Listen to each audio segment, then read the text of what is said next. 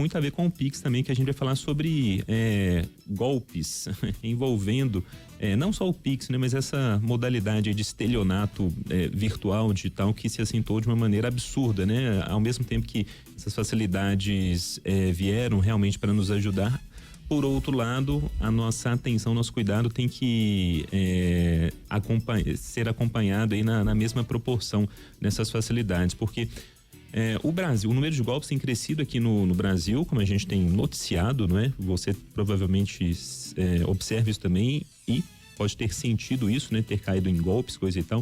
O Brasil é o segundo país do mundo com mais transações em tempo real.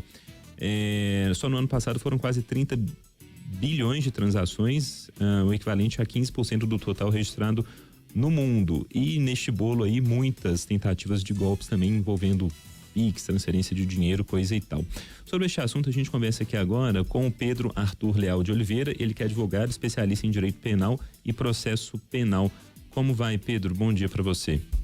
Bom dia, Lucas, Luciana, Murilo, tudo bem com você? Tudo certo. Primeiramente, é uma honra poder conversar aqui com a Band News. Muito obrigado pelo convite. Satisfação é nossa.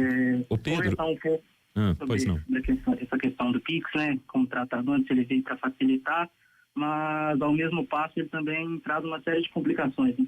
Pois é, muitas complicações, são muitos os golpes, né, que a gente observa nas redes sociais. Nessa semana, inclusive, Murilo e eu, a gente estava conversando aqui, ele quase caiu num golpe envolvendo o Pix, porque é isso, né? São muitas as tentativas que os criminosos buscam, e sobretudo via redes sociais, de tentar levar a gente a fazer as transferências aí, seja via Pix, via qualquer caminho que seja. Queria ouvir um pouco sobre isso aí, portanto, Pedro. Pois é, a questão dos golpes bancários, ela já existe há bastante tempo, né? Ela só mudou a forma. Há um tempo atrás, 10, 15 anos atrás, a gente tinha a questão da saída do banco, a gente tinha a fraude bancária interna. Hoje, com a tecnologia, a gente tem a questão de transferência eletrônica. E o Pix é uma das modalidades em que esses fraudadores que se migraram para o eletrônico, eles utilizam para tentar lesar o cliente do banco mesmo. Por quê? Além do Pix, outras transações bancárias ainda são feitas. Então, não só do Pix, mas também em outras modalidades também existe modalidade de golpe. Tanto que uma das mais conhecidas que a gente tem é o envio de link por SMS, a questão do pagamento em QR Code, que o QR Code ele aparece um valor na maquininha, mas na verdade quando você usa o leitor do QR Code é debitado na sua conta um valor diverso. Então, a questão da transferência eletrônica, assim, pelo smartphone, ela veio para facilitar, mas ela também traz essas séries de complicações, porque ao passo que ela facilita, ela não deixa de ser uma transferência eletrônica. A gente tinha a TED, tinha a DOC, mas hoje com o Pix, uma transferência muito mais rápida, menos burocrática, mas que ainda assim é uma transferência de valores. Então, o que a gente preza pelo Pix, pela transferência, é a segurança que o banco tem que fornecer para a gente. Porque por mais que seja menos burocrático, mais prático, mais barato para o consumidor e para o lojista, ainda assim é transferência de propriedade de valores. Então, a gente preza aqui pela segurança nessa relação. Ô Pedro, quem fala é Murilo. A minha dúvida é o seguinte, é mais de como proceder mesmo. Vamos dizer, né? Fiz um Pix ali e momentos depois identifiquei que aquele Pix se trata de um golpe, né? Aí tem lá o nome da pessoa para quem você fez o Pix, né? Tem a conta da pessoa ali, da empresa, enfim. Qual que é o procedimento e qual que é a dificuldade para poder reaver? Eu vou citar meu caso, por exemplo, eu não cheguei a cair, mas assim, era um redirecionamento de um site, né, de compra de passagem, que imitava um site oficial e tal, mas na hora do pagamento do Pix eu vi lá que em vez do nome da empresa era o nome de uma pessoa física. Eu estranhei, fui pesquisar e vi que se tratava de um golpe. Mas assim, qual que é o procedimento, uma vez que eu constatei que eu fiz um pagamento ali para o nome de uma pessoa física ou jurídica e que se trata de um golpe? E qual que é a efetividade, assim, qual que é fácil reaver esse dinheiro, identificando essa conta e essa pessoa? Então, Murilo, se você me fizesse essa pergunta 1 ano atrás, a minha resposta provavelmente seria diferente. Logo quando o Pix ele foi instalado, né, no sistema financeiro, ele tinha muitos questionamentos a respeito sobre essa possibilidade de golpe, como haveria a devolução dos valores, porque ele é uma transferência voluntária, você transfere, você coloca a sua senha e você faz por conta própria. E aí tinha esse questionamento. Então, em agosto do ano passado, a FEDABRAN, a Federação dos Bancos do Brasil, ela encaminhou um ofício a todas as instituições financeiras que são ligadas a ela, tá? Instituições oficiais, informando que qualquer tipo de fraude eletrônica é de responsabilidade do banco. Responsabilidade objetiva, ou seja, independentemente de culpa do banco. Ah, mas você fez por conta própria, saiu do seu smartphone. Não interessa. Independentemente, o banco é responsável. Por quê? Ele é responsável pelo sistema de segurança dessa transação.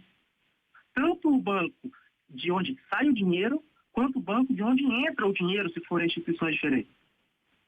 Então, hoje, como procedimento, a gente recomenda o seguinte: cair num golpe do Pix, o que eu preciso fazer? Olha, a primeira coisa que você vai fazer é ir no site do consumidor.gov ou no site do Bacen e fazer a reclamação administrativa. Lá, você usa o seu cadastro, o cadastro do governo, através do CPF, entra, faz o acesso, explicita, faz a sua solicitação e por lá eles vão te dar a primeira resposta administrativa. Concomitantemente a isso, você leva essa resposta ao seu banco, à sua instituição, e pede para que essa instituição bloqueie qualquer fundo que você tenha, para não correr risco de alguém ter acesso à sua conta, seja pelo QR Code que você passou um Pix, seja pelo seu exemplo que você passou e quando foi transferir viu que era um terceiro, era uma conta de um laranja. Então, você pede para bloquear os seus fundos, para não ter nenhum tipo de movimentação estranha, só pelos aparelhos seguros. E, por fim, você vai ao banco onde o dinheiro caiu. O dinheiro saiu do banco X e parou no Y. Você vai ao Y e lá você pede para reter esses valores nessa conta, porque o banco tem acesso a essa conta. Então, mediante uma representação ao Bacen, uma representação ao consumidor do Gov, um boletim de ocorrência, que é muito importante ser feito, e essa movimentação nos dois bancos, tanto o banco emissor quanto o banco sacador, onde o dinheiro caiu, aí a gente tem o primeiro procedimento administrativo. Nada disso dando certo, a gente leva todos esses requerimentos ao Poder Judiciário e lá vai ser discutida a questão da devolução dos valores.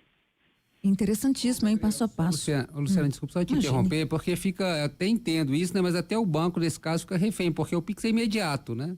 Quando você faz o repasse, provavelmente, se a pessoa é golpista, ela vai sacar na hora aquele dinheiro, né? E até você fazer boletim de ocorrência, notificar um banco, notificar outro, esse dinheiro já foi retirado da conta, né? Então eu fico pensando que esse bloqueio do dinheiro da conta é quase que inviável, né?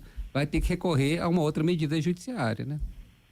Sim, nesse caso, as federações, as instituições financeiras, eles aderiram a um seguro em torno de 3 bilhões ano, justamente para cobrir esse tipo de fraude. Foi um consenso entre as instituições financeiras que elas aderiram a esse seguro de forma comunitária, né, entre elas, e ali, para cobrir esse tipo de fraude, por quê? O que acontece? Esse dinheiro, essa conta onde o dinheiro cairia, ela sequer é de uma pessoa existente. É um completo laranja que não sabe o que está acontecendo, está tendo seus dados utilizados também, de uma pessoa que provavelmente também teve acesso à conta dele e vai usar só para sacar o dinheiro. Então, nesse momento dessa abertura dessa conta, o banco ele tem responsabilidade pelo zelo da segurança dessa conta desse laranja.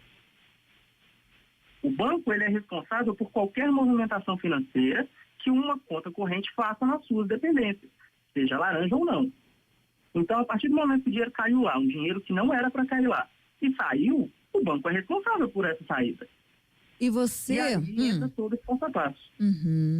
Pedro Arthur Leal de Oliveira, Luciana falando com você, e você como especialista em direito penal e processo penal, em algum momento o banco, ele pode se negar, porque a gente já ouviu aqui, inclusive, há pouco tempo, um ouvinte reclamando que o banco sequer deu atenção a ele, né? Então, se o banco se nega, o que fazer? Processar o banco? a praxe do banco é diminuir prejuízo, né? Por mais que eles tenham se ligado a esse seguro, eles pretendem diminuir o prejuízo. Então, o banco vai dificultar, o banco vai apresentar empecilhos para a devolução do dinheiro, vai falar que saiu do seu aparelho. É a função interna do banco de se defender. E a partir do momento que a gente tem uma construção de procedimentos administrativos, em que o banco, ainda assim, permaneça negando, permaneça na intenção de não devolução, aí a gente tem a instrução normativa da FEDRABAN, que implica a responsabilidade ao banco. Então, procedimento judicial, onde serão pacíficos dessa ação os dois bancos, tanto o de entrada quanto o de saída, a pessoa laranja e o golpista, que foi aquela pessoa que você fez o primeiro contato. Então, a gente tem um processo judicial robusto contra 4 indivíduos, sendo 2 instituições bancárias.